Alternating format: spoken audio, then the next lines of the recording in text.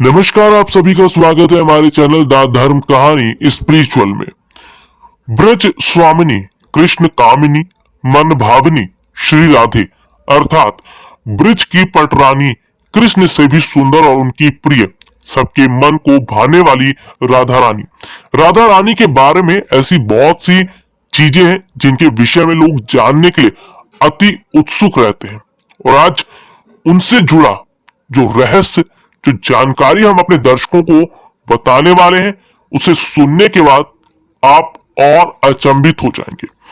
ये तो सभी जानते हैं कि भगवान श्री कृष्ण की आधार शक्ति थी श्री राधा।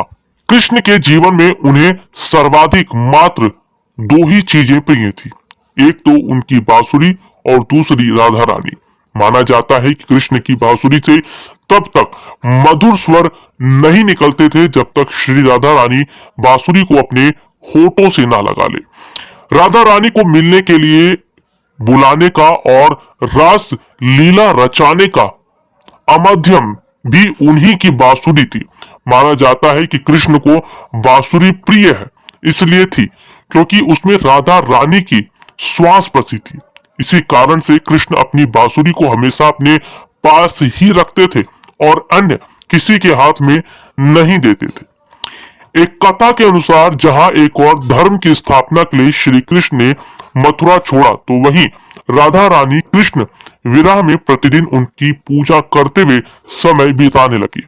एक समय वो आया जब राधा रानी के पिता ने उनका विवाह किसी अन्य यादव से करा दिया, और श्री कृष्ण का विवाह भी देवी रुक्मणी से हो चुका था। कई हजार वर्ष बीत जाने के बाद जब राधा रानी ने सभी सांसारिक कर्तव्यों का निर्वाह कर लिया और श्री कृष्ण भी धर्म की स्थापना कर चुके थे, तब राधा रानी कृष्ण से मिलने द्वारका पहुंची थी, जहां उन्होंने कृष्ण के साथ साथ उनके समस्त परिवार से भेंट की। राधा रानी कुछ समय द्वारका में ही रुकी, मगर बाद में कृष्ण भक्ति में और भी लीन होने के लिए उन्होंने द्वारका के पास ही वन में अपना स्थान बना लिया।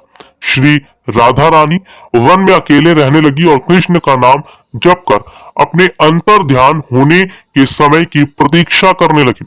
आखिरकार वह समय आया और कृष्ण ने राधा रानी को पुनः दर्शन दिए। श्री कृष्ण जब राधा रानी से मिले तो वह राधा रानी की पीड़ा उनकी आंखों में देखते ही समझ गए, और साथ ही यह भी राधा रानी उन्हें दोबारा देखकर कितनी प्रसन्न है।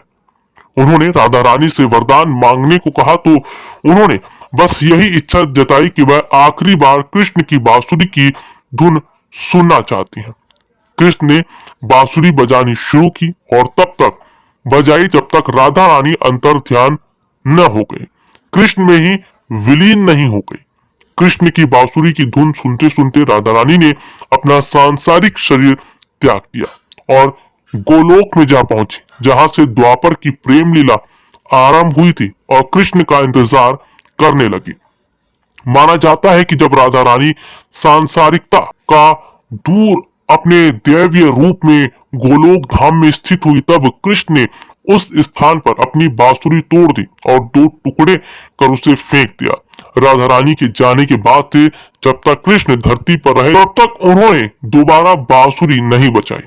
तो ऐसे हुई थी राधा रानी की मृत्यु। अगर आपको ये जानकारी अच्छी लगी हो तो आप हमारे चैनल को सब्सक्राइब करें। ऐसे ही जानकारियों को पाने के लिए, सुनने के लिए हमारे साथ जुड़िए।